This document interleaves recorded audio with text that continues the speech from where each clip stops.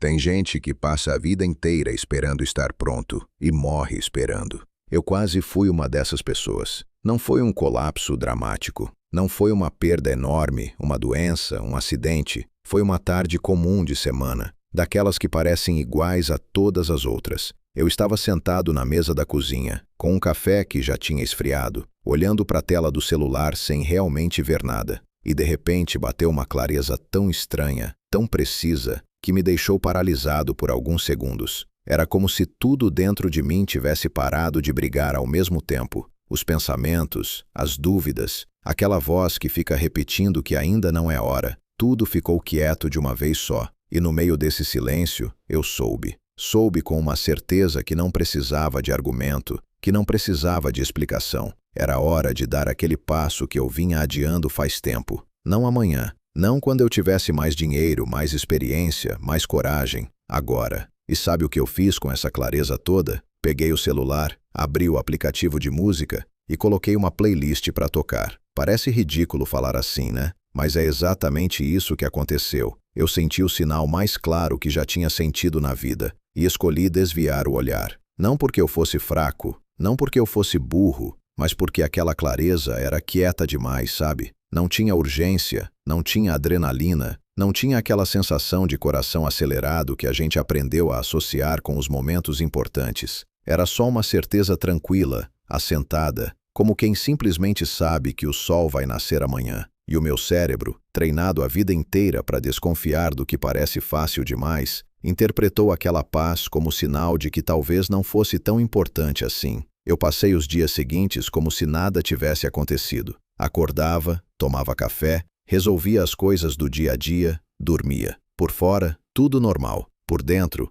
alguma coisa tinha mudado de posição, como um móvel que foi mexido 1 centímetro e você não consegue identificar o que está diferente no cômodo, mas sente que algo está. Semanas depois, tentei reproduzir aquela sensação. Fiquei quieto, respirei fundo, esperei, mas não voltou igual. Voltou diferente, mais apagada, como estação de rádio captada de longe, cheia de chiado. E eu entendi, não na hora, mas com o tempo, que não era o sinal que tinha sumido. Era eu que tinha me afastado. Se você está ouvindo isso agora e sentiu alguma coisa se mexer no peito, fica comigo, porque o que vou te contar a seguir mudou completamente a forma como eu entendo minha própria vida, e pode mudar a sua também. Se isso está fazendo sentido para você, me ajuda ativando o sino e deixando o seu like. Isso significa muito e ajuda essa mensagem a chegar em quem precisa ouvir. O problema é que a gente não nasce desconfiando de si mesmo. Aprende. Pensa comigo. Quando você era criança e sentia vontade de fazer alguma coisa, você não parava para construir um argumento antes de agir. Você simplesmente ia. A decisão saía do corpo antes de passar pelo filtro da mente. E aí veio a escola, veio a família, veio o mundo ao redor e foram ensinando, aos poucos e com toda a boa intenção possível, que agir por impulso é irresponsável, que sentimento não é argumento, que você precisa pensar bem antes. E isso faz sentido em muitas situações da vida. Faz mesmo. O problema é que esse ensinamento não veio com manual de instrução. Ele não fazia distinção entre o impulso de comer açúcar antes do almoço e a intuição profunda de que você estava no caminho errado. Tratou os dois da mesma forma. E aí você cresceu com um sistema interno que desconfia das próprias mensagens. Então, quando o sinal chegou para mim naquela tarde de semana, com aquela quietude que parecia completa, meu cérebro fez exatamente o que foi treinado para fazer. Procurou o problema. E como não achou nenhum problema óbvio, criou um. Começou a gerar perguntas. E se não for o momento certo? E se eu estiver interpretando errado? E se eu agir agora e arrepender depois? Nenhuma dessas perguntas tinha resposta disponível. E a ausência de resposta foi suficiente para me fazer esperar. Porque esperar parecia responsável, parecia adulto, parecia seguro. Mas tem uma coisa que eu só fui entender muito depois, e que muda tudo quando você percebe. O medo não precisa ser intenso para ser eficiente. Ele só precisa soar razoável. E no dia em que ele soou razoável dentro de mim, eu obedeci sem questionar. E o que ficou daquilo foi uma inquietação que demorou meses para eu conseguir nomear, e que só começou a fazer sentido quando eu parei de perguntar o que tinha dado errado, e comecei a perguntar por que eu tinha desviado o olhar.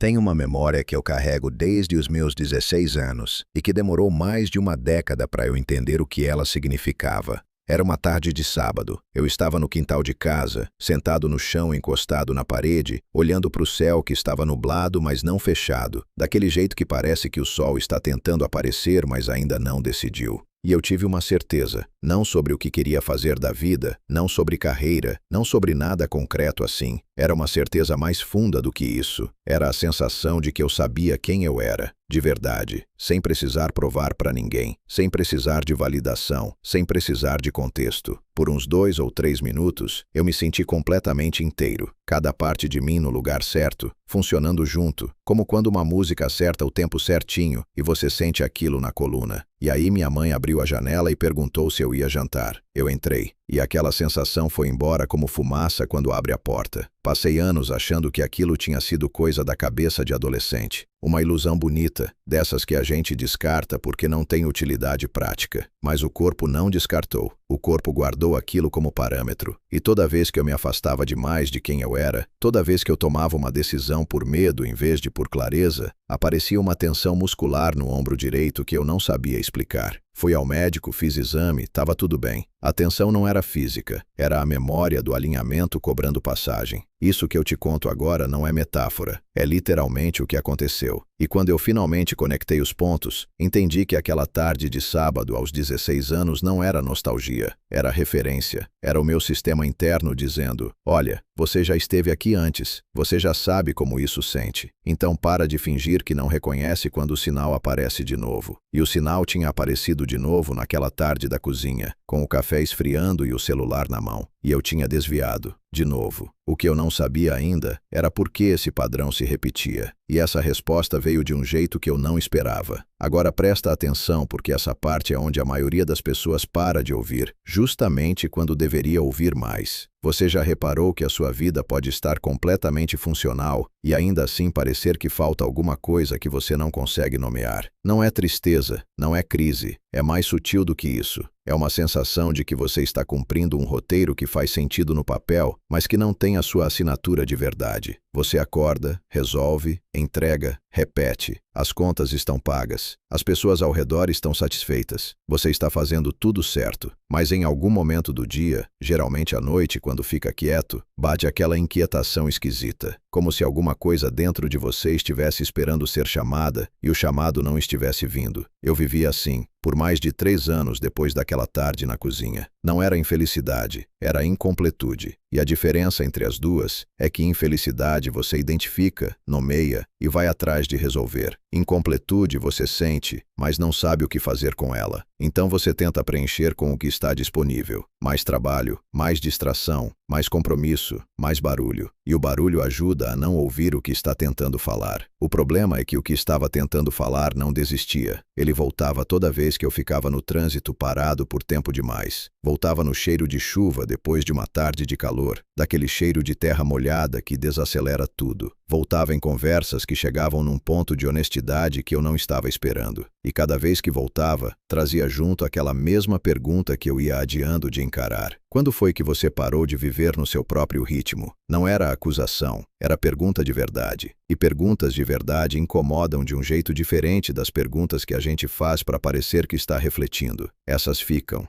na garganta, ficam no peito, ficam acordadas quando você tenta dormir. E a única forma de elas pararem de incomodar não é responder logo. É ter coragem de sentar com elas tempo suficiente para entender o que estão realmente perguntando. Eu ainda não tinha essa coragem, mas alguma coisa estava prestes a me dar um empurrão que eu não pedi. O empurrão veio de uma pessoa que eu mal conhecia e que disse uma coisa que eu nunca pedi para ouvir. Era uma conversa sem importância, daquelas que acontecem por acaso numa fila, numa espera, num intervalo qualquer. Um homem mais velho, cabelo grisalho, jeito calmo de quem já parou de tentar impressionar alguém. A gente tinha trocado umas palavras sobre nada em especial.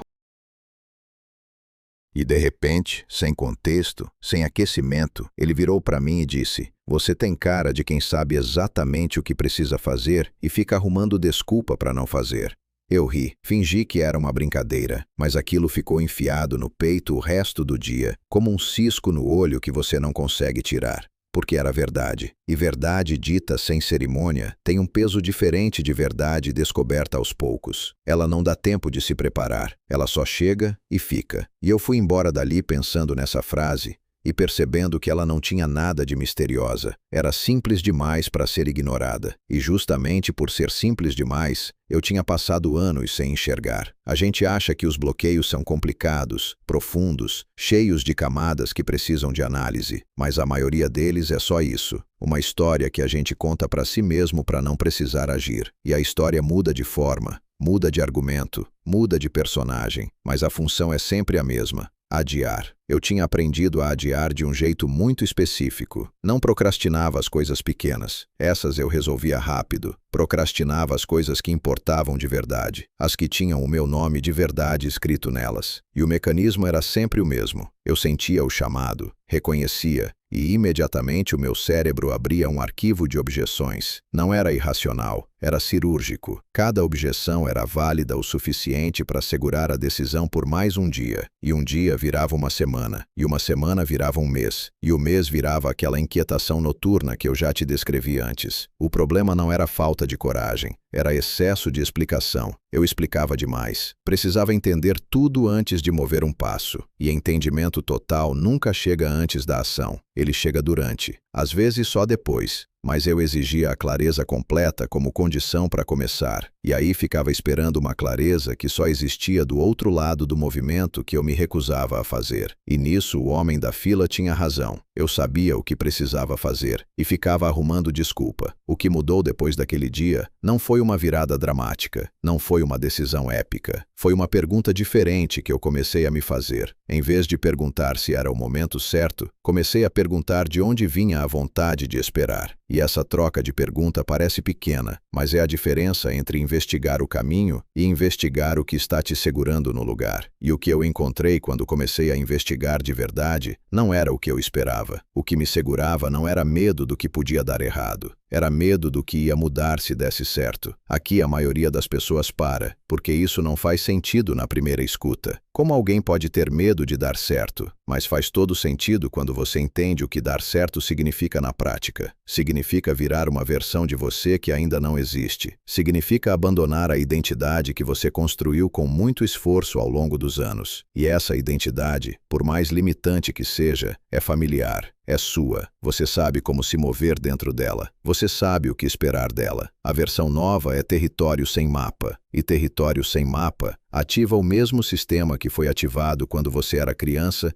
e entrava num lugar escuro. Não importa que você seja adulto, não importa que o quarto esteja vazio. O sistema não distingue ameaça real de ameaça imaginária. Ele só registra desconhecido e responde com cautela. E cautela, mais uma vez, soa igualzinho a bom senso. Eu passei semanas virando esse pensamento de cabeça para baixo. E quanto mais eu olhava para ele, mais eu entendia que o problema não era a falta de sinal. O sinal estava lá, claro, firme, paciente. O problema era que eu tinha construído uma versão de mim mesmo que não cabia no lugar que o sinal estava apontando. E em vez de expandir para caber, eu escolhia ficar onde estava e chamar isso de prudência. Mas o que eu ainda não entendia era exatamente o que essa identidade antiga estava me custando. E quando eu finalmente vi esse custo de frente, sem desviar o olhar, alguma coisa em mim quebrou do jeito certo. Eu descobri o custo da minha identidade antiga no momento em que eu não estava procurando nada. Foi numa conversa com o Rafael, um amigo de anos, daqueles que falam a verdade sem precisar de permissão. A gente estava numa mesa de bar, copo na mão, aquele barulho de fundo de vozes misturadas que cria uma bolha estranha de intimidade. E do nada ele me perguntou, sem maldade, quase como curiosidade: "Você se lembra do projeto que você queria tocar uns 3 anos atrás? O que aconteceu com ele?" Eu travei. Não porque não lembrava, porque lembrava demais.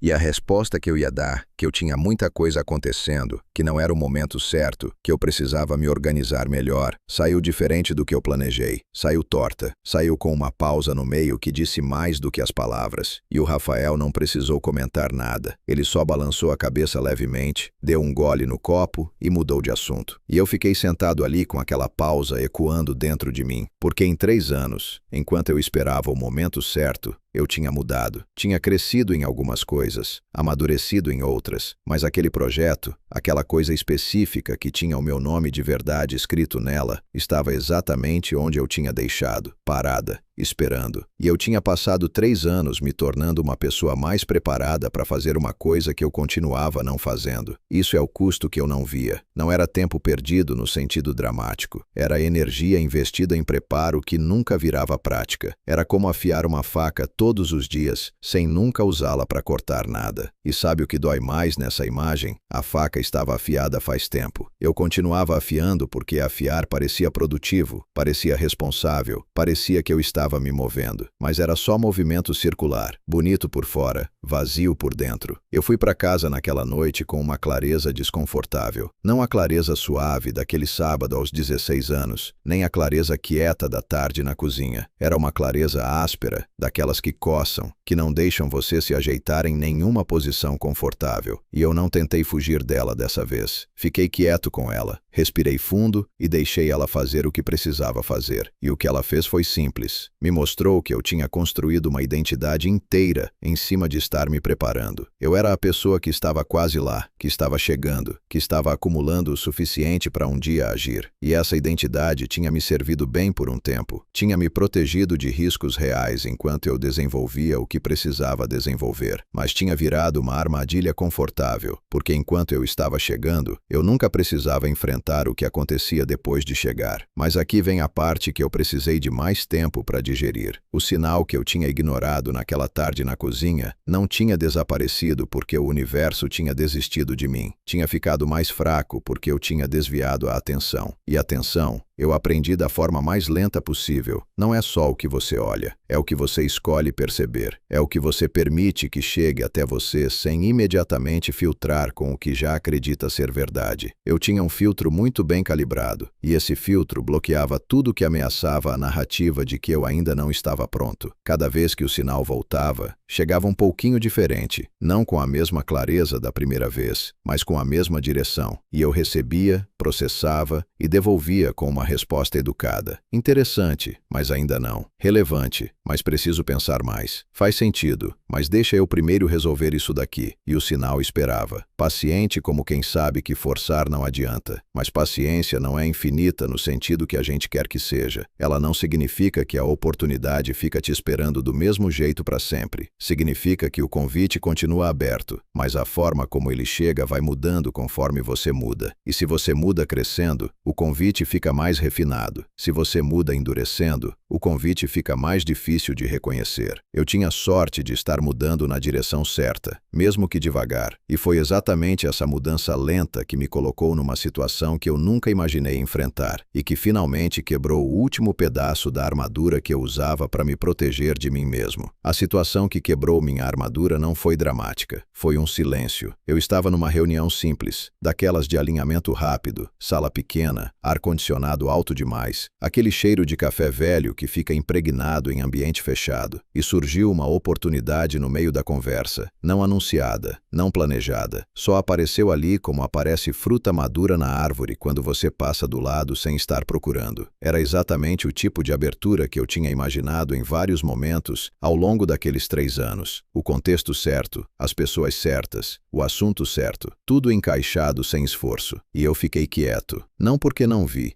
claramente. Senti aquela mesma sensação da tarde na cozinha, aquela quietude que assenta, aquele encaixe sem explicação longa. E mesmo assim, pelo tempo de uns 2 ou 3 respirações, fiquei parado esperando que alguém ocupasse o espaço antes de mim, como se a oportunidade precisasse de outra pessoa para confirmar que era real. Ninguém ocupou. O momento passou. A conversa virou para outro lado, e eu saí dali com uma pergunta que não era mais suave nem gentil. Era direta e um pouco cruel da forma que só a verdade consegue ser. Até quando você vai esperar que alguém te autorize a ocupar o espaço que é seu? Essa pergunta ficou comigo no caminho de volta, no barulho do trânsito, nas pessoas passando, na luz do fim de tarde que batia de lado e deixava tudo com aquela cor de coisa que está acabando. Eu não tentei respondê-la, só deixei ela existir. E ela foi pesada do jeito certo, do jeito que te obriga a sentar com ela sem fugir. Porque eu tinha percebido algo naquele silêncio de 2 ou 3 respirações. Eu não estava esperando coragem, estava esperando permissão. E essas duas coisas parecem iguais, mas são completamente diferentes. Coragem você desenvolve, permissão você pede. E eu tinha passado anos pedindo permissão para uma fonte que nunca ia me dar, porque essa fonte não existia fora de mim. Nenhuma condição externa ia chegar e dizer: agora sim, agora está liberado, agora você pode. Isso nunca ia acontecer porque não é assim que funciona. O sinal não é uma autorização, é um reconhecimento. Ele não diz você pode, ele diz você já pode faz tempo. E está vendo isso agora. E a diferença entre as duas leituras é enorme. Uma coloca o poder fora de você, a outra devolve ele para onde sempre esteve. Eu demorei dias para deixar esse entendimento assentar de verdade. Não como conceito, como coisa que eu podia repetir numa conversa e parecer que tinha entendido. Como coisa que muda a postura, que muda o jeito de respirar quando o sinal aparece, que muda o que você faz nos 2 ou 3 segundos depois de reconhecê-lo. E enquanto esse entendimento assentava, alguma coisa curiosa foi acontecendo. O sinal começou a voltar com mais frequência. Não de um jeito espetacular, não com aquela clareza intensa da primeira vez anos atrás, mas com uma regularidade que eu não tinha notado antes. Provavelmente porque antes eu estava com o filtro fechado. Pequenos momentos ao longo do dia em que algo se encaixava, em que uma direção ficava clara, em que eu sentia aquela quietude breve que agora eu já sabia reconhecer pelo nome. E o que eu percebi é que o sinal nunca tinha parado de chegar. Eu é que tinha parado de perceber. Como aquele som de fundo que existe na sua casa, o barulho do geladeira, o murmúrio do vizinho, a textura do silêncio do seu próprio quarto. Você não ouve porque se acostumou, mas quando você presta atenção de verdade, está tudo lá. O sinal estava tudo lá, esperando não com impaciência, mas com aquela constância tranquila de quem sabe que cedo ou tarde você vai parar de fugir. E eu estava parando de fugir, devagar, com tropeços, com recaídas de um dia em que o velho filtro voltava e eu passava horas construindo argumentos para não agir, mas estava parando. E a diferença entre parar de fugir completamente e estar no processo de parar de fugir é menor do que parece, porque o processo já é o movimento. E movimento, qualquer movimento na direção certa, já é o suficiente para mudar o que vem a seguir. Mas o que veio a seguir foi algo que eu não tinha colocado nos meus planos e que me ensinou a última coisa que eu precisava aprender antes de conseguir me mover de verdade. A última coisa que eu precisava aprender chegou através de uma pessoa que eu estava tentando ajudar, não de mim mesmo. A Camila era alguém que eu conhecia há alguns anos, não uma amiga próxima, mas uma pessoa de confiança, daquelas que aparecem em momentos específicos da vida e deixam alguma coisa. Ela estava num ponto difícil, aquele tipo de travamento que você reconhece de longe quando já passou por ele. Sabia exatamente o que precisava fazer, falava sobre isso com clareza impressionante, descrevia o passo seguinte com detalhes e não movia 1 centímetro. Eu sentei com ela numa tarde, num café perto de onde ela morava, aquele tipo de lugar com barulho de xícara e cheiro de pão quentinho que cria uma atmosfera de confissão. E enquanto ela falava, eu ouvia. Não para dar conselho, só para ouvir. E em algum ponto da conversa ela disse uma coisa que me parou por dentro. Disse: o problema não é que eu não sei o que fazer. O problema é que se eu fizer, eu vou ter que parar de ser a pessoa que estava tentando fazer. Ela disse aquilo de passagem, como quem não percebe o peso do que acabou de soltar. Eu percebi, porque era exatamente o que eu não tinha conseguido nomear sobre mim mesmo em anos de investigação. Não tinha sido medo de falhar, tinha sido medo de parar de ser a pessoa que estava tentando, porque tentar tem um valor emocional enorme. Tentar significa que você ainda está lutando, que você se importa, que você não desistiu. Tentar é uma identidade inteira, quase uma virtude. E abandonar o tentar em favor do fazer parece, num nível que a mente não fala em voz alta, uma traição a todo o esforço que você investiu sendo quem estava tentando. Eu fui para casa naquele dia diferente, não agitado, não ansioso, não cheio de insight que precisava ser anotado, quieto, com aquela quietude que vem quando uma coisa que estava mal posicionada dentro de você encontra o lugar certo e encaixa sem fazer barulho. E aí eu entendi porque o processo que eu vinha vivendo era necessário em cada etapa. Cada conversa, cada reunião silenciosa, cada noite com a pergunta sem resposta, cada vez que o filtro fechou e eu obedeci. Tudo aquilo não era atraso. Era a construção de uma compreensão que eu só conseguia ter depois de passar por exatamente aquelas experiências, naquela ordem, com aquela textura. Atraso e processo parecem iguais de dentro, por fora também. A diferença não está no tempo que levam, está no que produzem. Atraso deixa você no mesmo lugar. Processo te entrega em outro lugar sem que você perceba quando cruzou a fronteira. E eu tinha cruzado uma fronteira naquela tarde no café. Mas aqui está o que eu precisava ainda entender sobre tudo isso, e que só ficou completamente claro muito depois. Cada momento em que eu tinha desviado o olhar do sinal tinha me ensinado algo específico. A tarde na cozinha me ensinou que alinhamento não tem cara de urgência. A reunião com o silêncio de 3 respirações me ensinou que esperar permissão de fora é uma armadilha elegante. A conversa com o Rafael me ensinou o custo invisível de afiar sem nunca cortar. E a tarde no café com a Camila me ensinou que a identidade de quem está chegando tem prazo de validade. E que quando esse prazo vence, continuar nela não é humildade, é esquiva. Cada desvio tinha sido uma aula. Não porque o universo estava sendo gentil comigo, mas porque eu estava mudando devagar o suficiente para absorver o que cada experiência tinha para oferecer. E a absorção lenta não é defeito.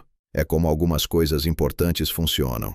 Você não aprende a equilibrar uma bicicleta lendo sobre equilíbrio. Você aprende caindo, ajustando, caindo de novo, até que em algum momento seu corpo entende o que sua mente não conseguia processar antes. E meu corpo estava entendendo, não com euforia, com uma firmeza tranquila que eu não conhecia antes. Uma espécie de certeza que não precisava de argumento, que não pedia confirmação, que não se desfazia quando alguém levantava uma dúvida razoável. Eu sabia o que precisava fazer, e pela primeira vez em muito tempo, não estava procurando motivo para esperar. Mas justamente nesse momento, quando eu finalmente estava pronto de verdade, aconteceu algo que testou tudo o que eu tinha aprendido de uma vez só. O teste chegou 3 dias depois da conversa com a Camila, numa segunda de manhã, antes mesmo de eu tomar café. Era uma mensagem no celular, simples, direta, sem rodeio. Uma pessoa que eu respeitava muito, alguém com mais experiência do que eu na área que eu queria seguir, oferecendo exatamente a abertura que eu tinha imaginado tantas vezes. Não era idêntica ao que eu tinha planejado na cabeça, era melhor. Tinha mais substância, mais potencial, mais alinhamento com o que eu de verdade queria construir. E chegou sem eu ter pedido, sem eu ter maniobrado nada. Só apareceu ali como se o momento tivesse decidido que era a hora. Eu li a mensagem em pé, descalço no chão frio da cozinha, com a luz da manhã ainda fraca entrando pela janela. E o meu primeiro pensamento foi: preciso pensar bem antes de responder. Eu quase ri, de verdade, porque eu me peguei exatamente no ponto de virada, exatamente no momento que eu tinha passado tanto tempo entendendo, e a reação automática ainda era a mesma. Espera, analisa, não se precipita, mesmo depois de tudo, mesmo depois de cada conversa, cada noite, cada insight que tinha custado tempo e desconforto para chegar. O condicionamento não some porque você o entendeu, ele só perde autoridade. E a autoridade é diferente de presença. Ele ainda estava lá, ainda tinha voz, ainda soava razoável. Mas eu conseguia vê-lo agora. Conseguia nomear o que estava acontecendo dentro de mim naquele segundo. E nomear mudou tudo. Porque quando você vê o mecanismo funcionando, você não é mais o mecanismo. Você é quem está observando. E quem observa pode escolher diferente. Eu fiquei parado por uns 30 segundos. Não paralisado, parado com presença. Sentindo o chão frio nos pés, ouvindo o barulho do bairro acordando lá fora, segurando o celular com a mensagem na tela. E me perguntei uma coisa só: não é o momento certo? Ou eu tenho medo de que o momento seja certo? A resposta veio antes que eu terminasse de formular a pergunta. Era medo, claro e simples. Não medo do fracasso, esse eu já tinha desmontado antes. Era aquele medo antigo de ter que virar outra pessoa, de soltar a identidade que me acompanhou por tanto tempo. Mas dessa vez, eu reconheci ele pelo nome. E reconhecer pelo nome é diferente de resolver. Não resolve. Só tira o poder de agir no escuro. Eu respondi a mensagem naquele mesmo momento, sem rascunho, sem reler 3 vezes, sem esperar a hora certa do dia. Respondi com clareza, com presença, com a mesma quietude que eu tinha aprendido a reconhecer como sinal de alinhamento. E aí esperou o retorno, não ansioso, não verificando o celular a cada 2 minutos. Esperou com aquela leveza de quem fez a parte que era sua. e entende que o resto não depende de tensão. Era uma sensação nova. Não a leveza de quem não se importa, mas a leveza de quem se importa e mesmo assim não aperta. A resposta veio horas depois. Positiva, com data, com detalhes, com próximos passos concretos. Eu li, guardei o celular no bolso e continuei o dia.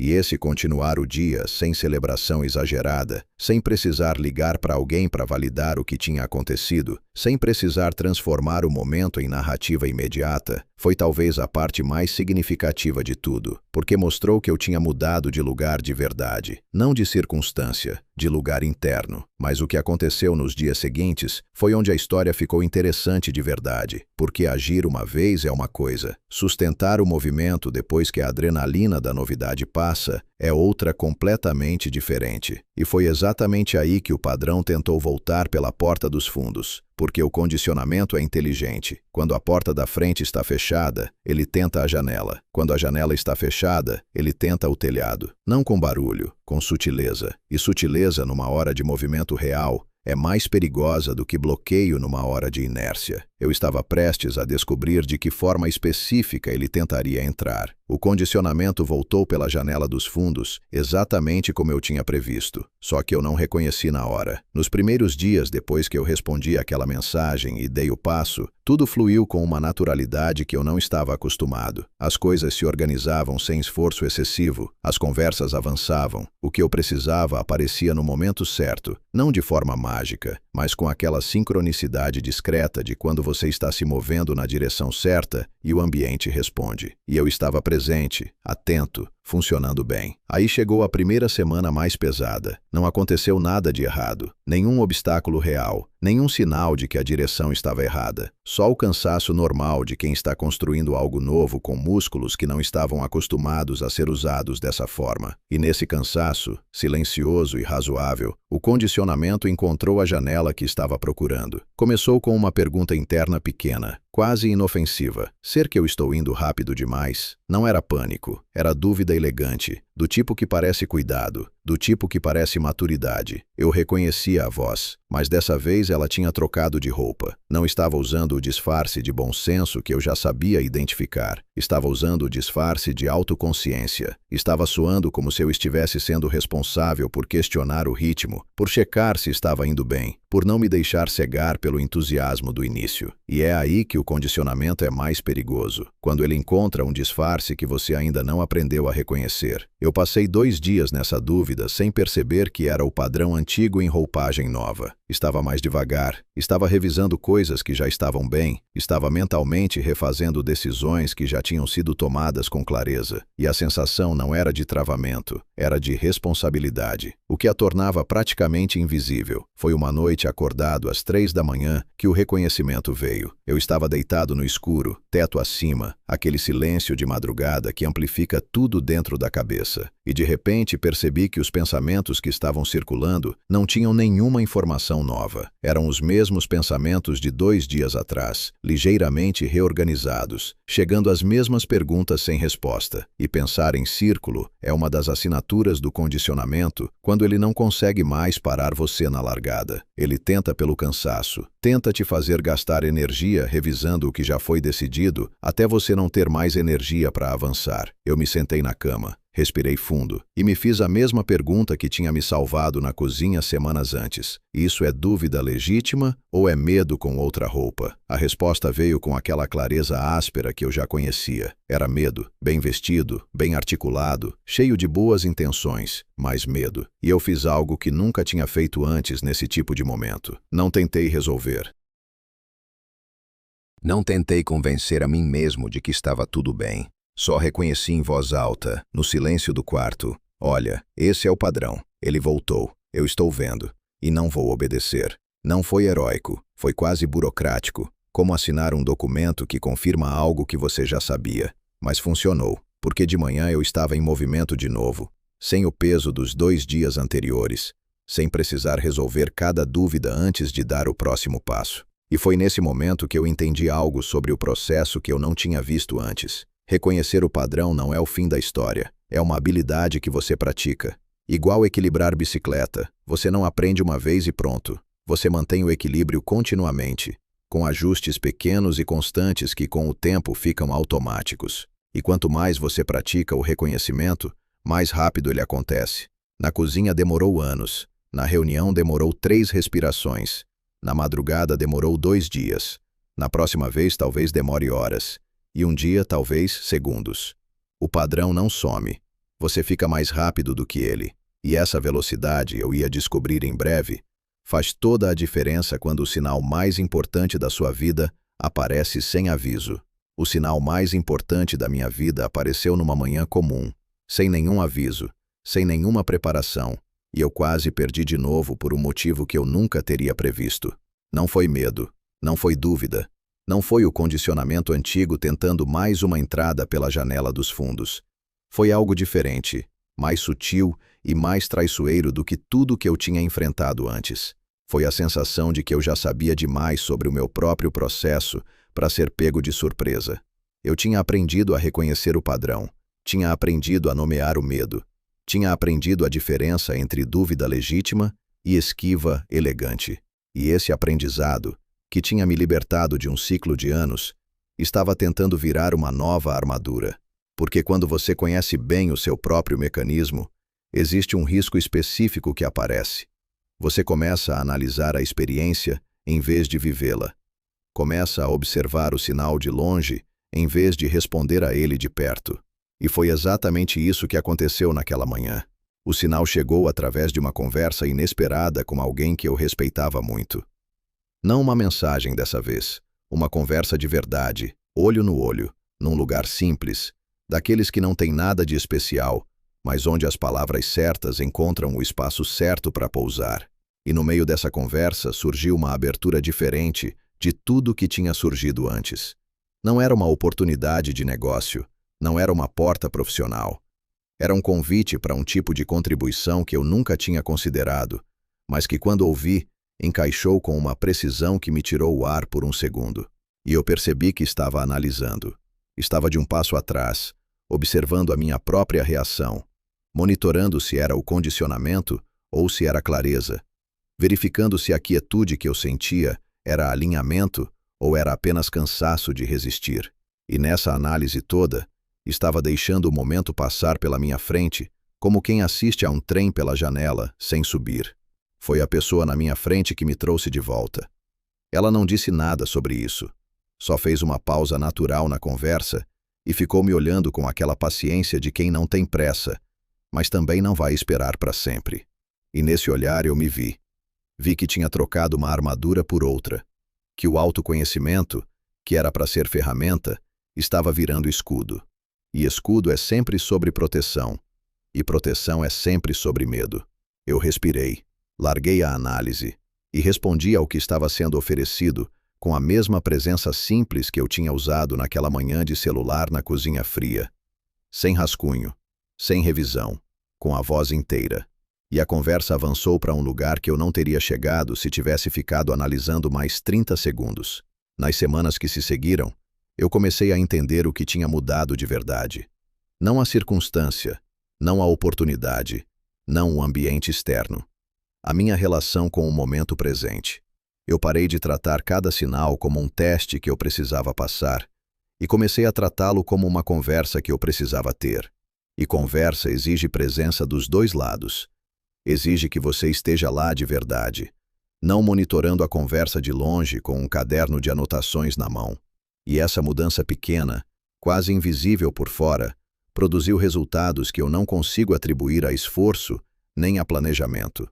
Produziu aquela qualidade de coisa que flui, que eu tinha sentido brevemente nos 16 anos no quintal, e que agora estava voltando, não como um momento isolado, mas como estado acessível. Não constante, não permanente, não garantido, mas acessível. E acessível já era mais do que eu tinha tido em anos.